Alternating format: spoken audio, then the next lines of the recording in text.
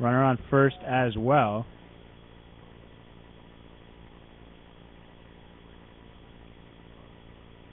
After that walk, and we get a fresh at-bat for DeCiccio. Fouled off into the oak trees behind us to the left and into the seats. It'll trickle down. And it right in front of the parent, but was unable to come up with a foul ball, and instead a guy in a red polo comes up with it. How about the spectators, too, that lined the rim of Sunken Diamond, hanging out in the shade, and that's why they have the oak trees here, is because most of the ball is played in the spring and summer. And unfortunately, spectators aren't going to be able to go home with baseballs that are fouled out of play. Maybe you get your kids baseball. Hey, by the way, you hit 3 foul balls, Eli. Why not keep them? Ball to second base. We've seen balls behind second base, and it's going to be taken by the 2B.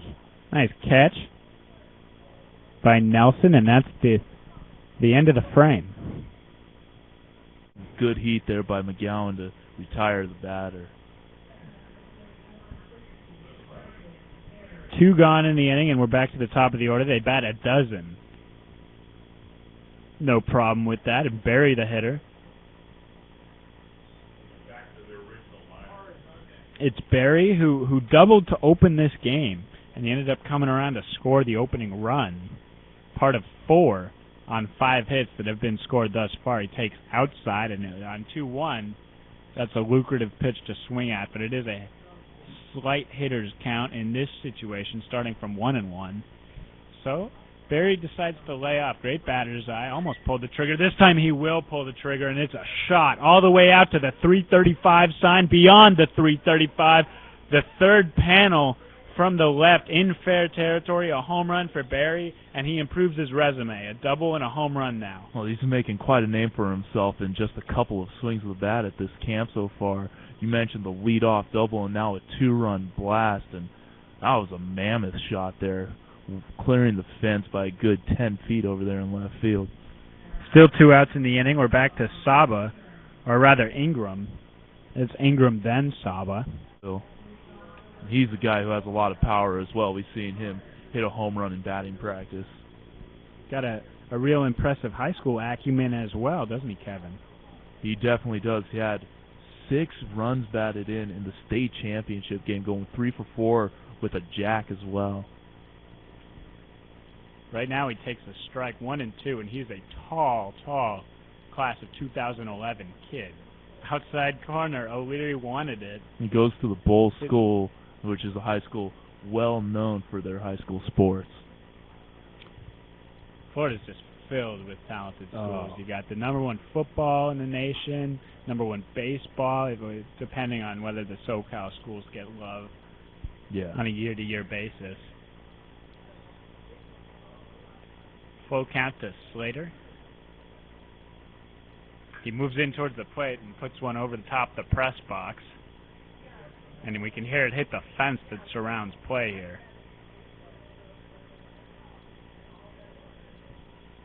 Still trying to get a reading on that radar gun. Haven't been able to do so. O'Leary isn't killing it, but he's very controlled, and now Slater takes him right back up the middle, right back up Broadway over the second base bag. Great piece of hitting there by Slater. That ball a little inside, and did a good job with a little inside-out approach and knocking that one into center field. Catch one in on the hands, shorten up.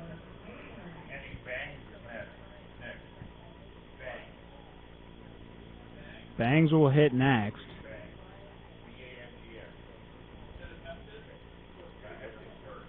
Ryan Bangs takes a, well, they call it a ball, but man, that was a deceptive ball two. I mean, technically ball 1 in the at-bat, but man, that didn't miss by much. And if you missed that all-important 1-1 pitch and it's that close, you're not happy. It's a little snap throw over to first base.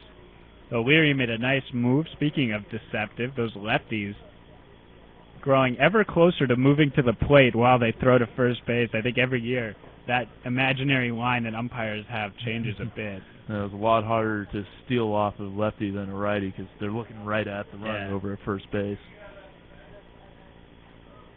3 balls and a strike. And it's on the board, it's Whalen. Whalen moves the runner up to second base through no fault of his own, a stolen base, but it didn't matter because it was ball 4. Again, that aggressive base running we see as O'Leary walks the batter. I apologize for that slight name mix-up. It is Whalen at the plate. Caleb Whalen out of Union High School in Washington.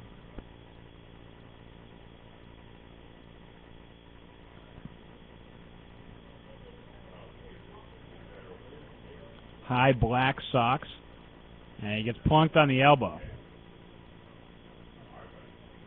So I believe this would be his spot to take first. I guess not, as they give him another courtesy runner. They give him another courtesy runner and a chance to hit. I think that's a good way to do things, but by himself almost, he's loaded the bases. Now he is going to go sit Now he's going to go sit. And he could, well, he's going to shake it off and hit next. And I think that's good. I think that as you want to go through this camp, you want to be safe, but you want to give kids a chance to show themselves. Whalen never got a pitch to hit. And he certainly didn't walk into that pitch, although it caught him on the elbow. Bangs the lefty with an open stance, almost Ellis Burks-like, into right field. Short right fielder and no advancement. Snap throw off the crow hop in towards the pitcher, O'Leary, and O'Leary cuts it off much like a backstop. He was just going to block that ball. And even though the runner wasn't going home, still a great job of getting that ball into the infield by the right fielder, just to make sure that Trinity doesn't get on the board. How about this for Caleb Whalen? My scorecard now reads walk, hit by pitch, still up there. And sure enough, it's Whalen again right here, and he tried to check his swing and he almost got hit there again. He couldn't help himself as that drove in towards his left knee. The curveball came in viciously, and although O'Leary has the bases loaded, you can't fault him for this outing thus far. Deals a fastball outside. 2-2. We're in the third inning. 5 put across in the top of the frame. We're trying to complete it here. 6-0 our score on half a dozen hits from this white-clad squad. Fouled off second tier of seats at beautiful Sunken Diamond, where it hasn't warmed up since about, call it 10 o'clock this morning. I'd have to check the time now, but man, it's been a beautiful afternoon. A perfect day for baseball. 2-2 to Whalen. And Whalen's got to be chomping at the bit to finally hit a pitch. He's seen O'Leary for no less than 12 pitches already. 3 balls, 2 strikes. He's had a good eye so far. Yeah, you know what? I mean, he's not going to swing at balls, although he's seeing a lot of pitches that he'd like to pull the trigger on, and I respect that approach. And I don't know if O'Leary knows something about Whalen that we don't as far as his power numbers. He certainly has been pitching like it. This time he challenges, and it's fouled off, real looping over towards our first base camera. Looping hook of a foul ball. I can't take my eyes off Hoover Tower. Every time I look off to right field, my eyes sweep back towards the dish. I catch Hoover Tower and my eyes kind of just linger. I've yet to go up there in my 4 years as a student and 3 months as a grad.